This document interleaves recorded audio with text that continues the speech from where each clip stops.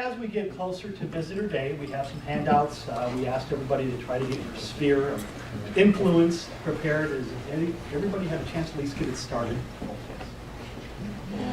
That's this one right here. Okay. That is not the attention I'm looking for.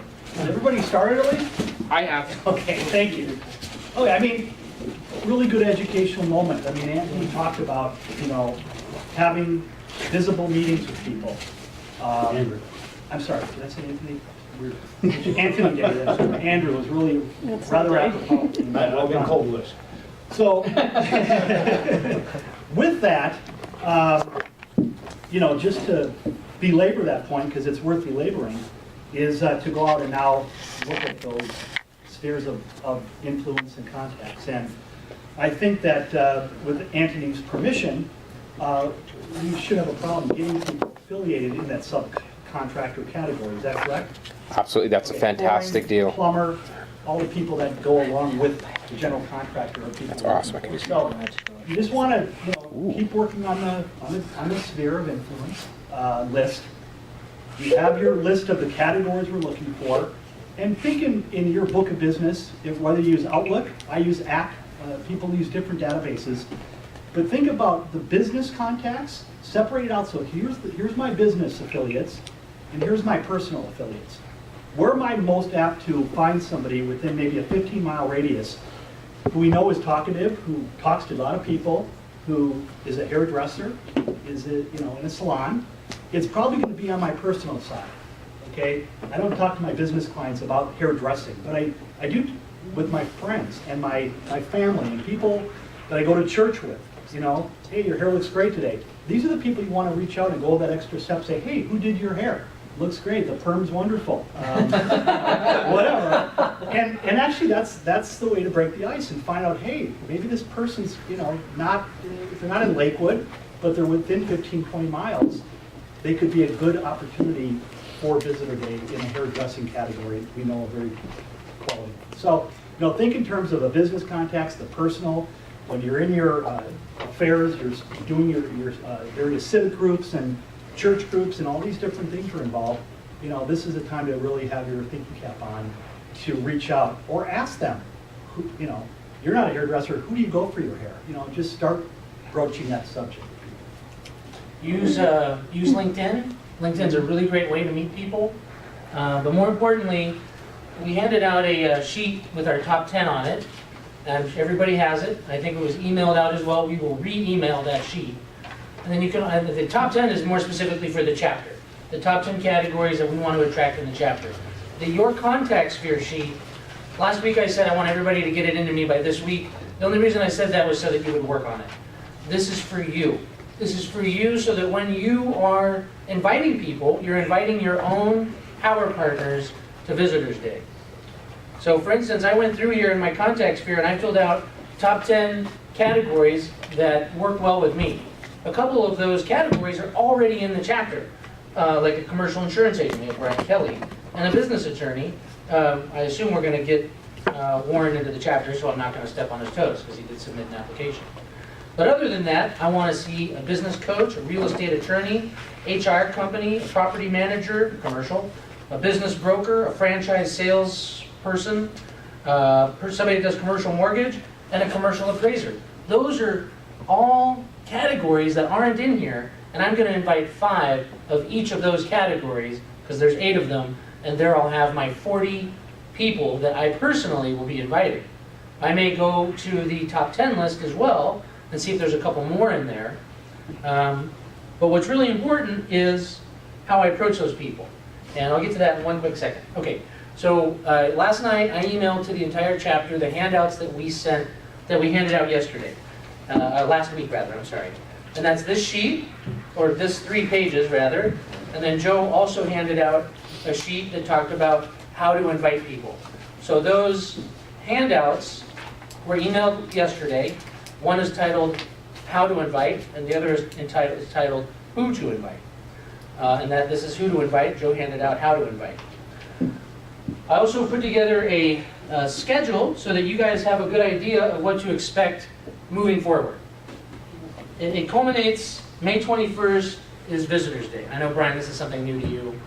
And we'll talk about your obligation separately after the meeting, because I know it's kind of probably a shock to you. It's a shock. Well, I'm sure it is. I mean, we're even talking about everybody have 40 letters and everything. After the meeting, for 2 weeks, we want to continue to follow up with the people that came and also who didn't come to Visitors Day, because maybe we can get them to come to another meeting. But it's a 6-week process, and we had 7 weeks. So week 1 was last week and today. And in those meetings, we're basically talking about the plan of Visitors Day and kind of getting everybody ramped up. Getting the room organized. Kim is working on getting us the big room across from the Wombats. Regardless whether we have 50, 60, 70, 100 people, that's the only room up here that's going to accommodate all of that. So that's the room we'll have. Next week, we're going to get a little bit more into rehashing concepts on inviting and your personal prospect list. Some of the stuff we're already talking about, but we're going to reiterate a lot of that information. And we'll talk about the details of preparing the letters. All 40 letters from all of the members are due on April 30th. That's 2 weeks. That's plenty of time. And that'll give us 3 weeks from the date that they're submitted and mailed, because Joe and or I will take those letters that are already in envelopes and stamped and addressed directly to the post office, and we'll mail them that day. So they're due on April 30th. That's 2 weeks from today. So I urge you all to start working on your contacts. All right, so I skipped a column here. If you'll remember, when I went over this sheet, it points to how important it is that we try to contact people 5 times. There's ratios on the success ratio of selling somebody on 1, 2, 3, 4, and 5 touches. You get a huge jump at 5 touches, and then there's data on the amount of BNI people that actually go and do that many touches. And we want to urge you to do that many. So last week, this week, and next week, we're all on first touch. So you've got 3 weeks to make that first initial call. And then the second touch would be the letter. And the third touch would be directly following the letter, calling or emailing, maybe trying to set up, well, not emailing, calling, trying to set up a one-to-one. And then that fourth touch would either be another call or an email, or perhaps even having that one-to-one. Well, the email can be certainly a good touch if you know that person. Because if you don't, it may bounce back. You're not sure it's going to be there. So don't rely on the email if the person's not already existing contact. And the personal call is a little bit more personal. You're probably Absolutely. better off to get a response out of them versus I didn't get it. But after you've called them and sent them a letter and called them again, I don't think an email is such a bad thing. No. It's better than nothing. But a call or a one-to-one is obviously our best. So this was emailed to you this morning. You have a copy of it. Please refer to it so that you understand what's expected of you and what's going to be coming up in the following week. One thing I really want to talk about, though, is the sales pitch. And that's not it. Okay, so it's coming. Okay, so on your first contact, and I forgot that Brian Kelly wasn't going to be here today because I was going to have him role play with me a little bit. But the first contact is before the mailer goes out, and ideally you'll be calling a natural referral partner as per this sheet, the contacts for your list.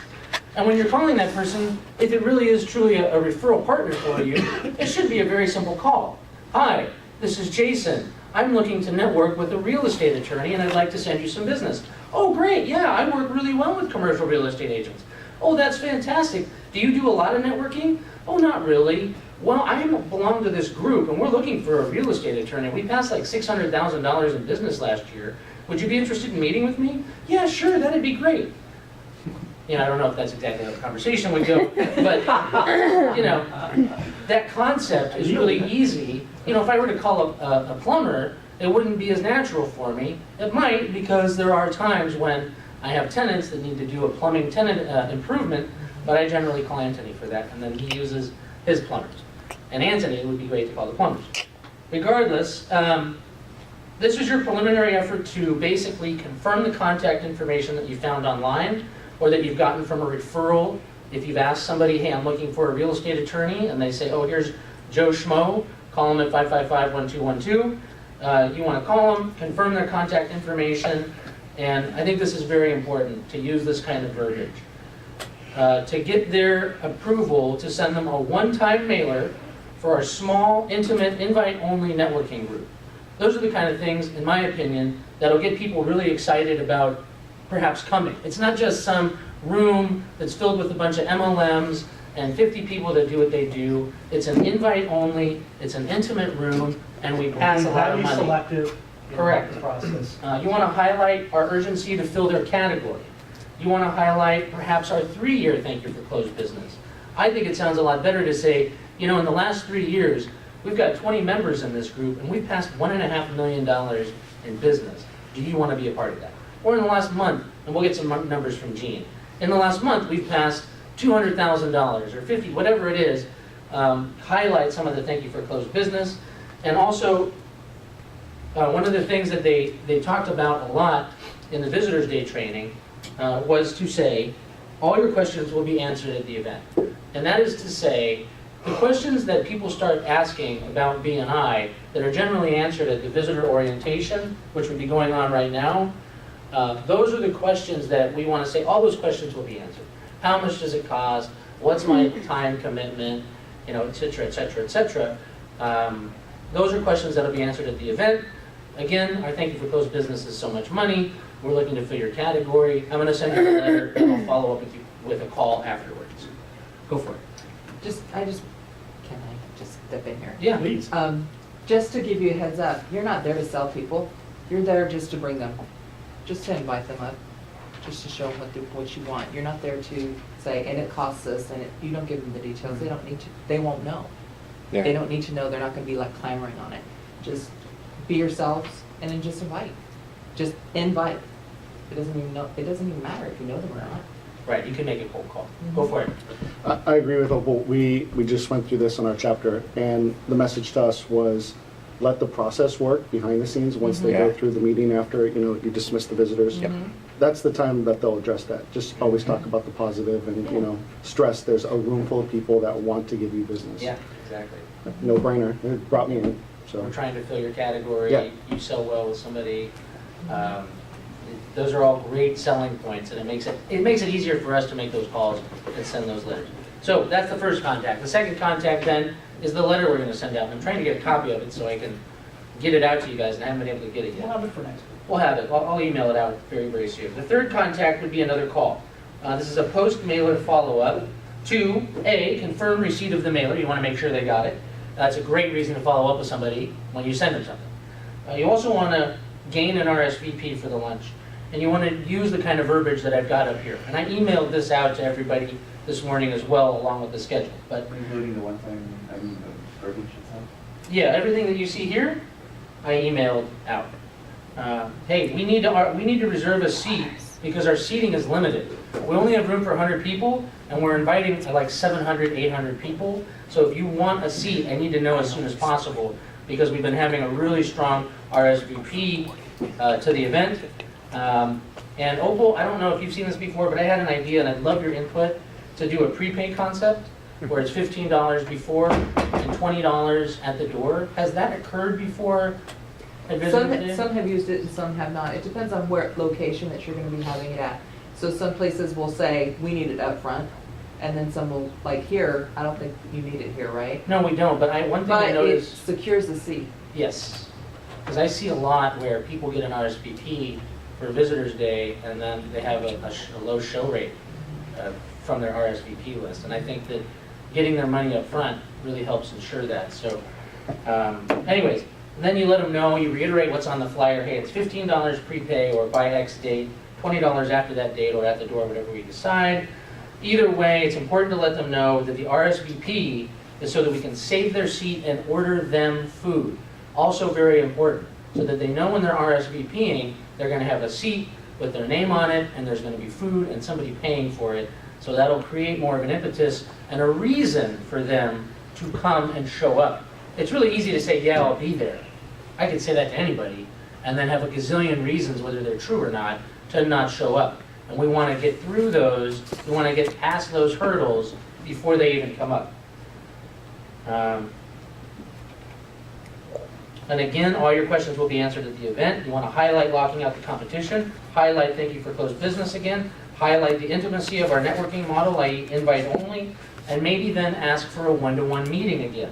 And then the fourth and fifth contacts is basically the same thing. You're just following up again. And you have this, I emailed all of this to you. If you have any questions, don't be afraid to ask Joe or I, and we'll have more for you guys very shortly. Oh, and did everybody get the YouTube link from last week's deal? It was a little long, the GRC moment. I did. You did get it? I got Well, it. you uploaded it. I know. Oh, I got it. So we're going to be posting all of the GRC moments leading up to and after Visitors Day. This is how members who want, because we have 5 absences today, mostly for good reason, from what I understand. Right. But those people are missing this very important information. Yep. And it's really hard to get somebody to take notes and then transcribe them. A lot easier to just film it. If you want your keynote filmed, Anthony will have his camera. I meant to do He mine. forgot it today because he had to fill in and it's no big deal. But I really wanted regardless. mine filmed. And I'm thinking about doing the educational moments as well. But this will really help us get more traction online because we'll have a YouTube page and when they search, whatever. Yeah, go for it. Have you guys done a meetup page? We have a Oh, meetup yeah. page. That's how we found Brian. Oh, okay. Good job, Mike. He's our first application for meetup. And ironic, he does social media.